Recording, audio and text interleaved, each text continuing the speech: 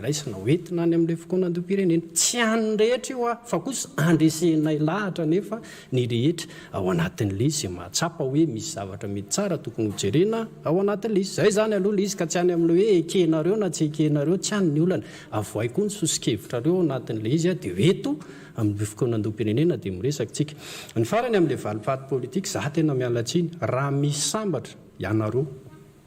ianareo ny sambatra indrindra fa le filoha nge tena mbola izy moa zany zao tsy mitsikera azy ohatra ny ataontsika hoe mitamatama amin'ny fomba fandraisana andraikitra na ohatra ny mandinika lalo ao anatin'le izy fa raha ny zavatra nataonareo ange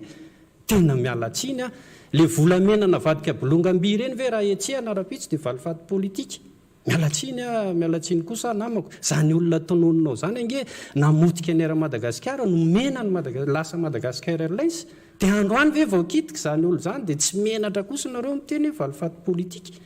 mialatsiny aminao androany a zany mpanolo-tsaina ny PRRM dikan'izay zany afaka manao zay tiako atao koa dia raha pitso sy raha afaka pitso dia mianina fotsiny rehefa enjehana dia nareo manao valifaty politika azafady kosa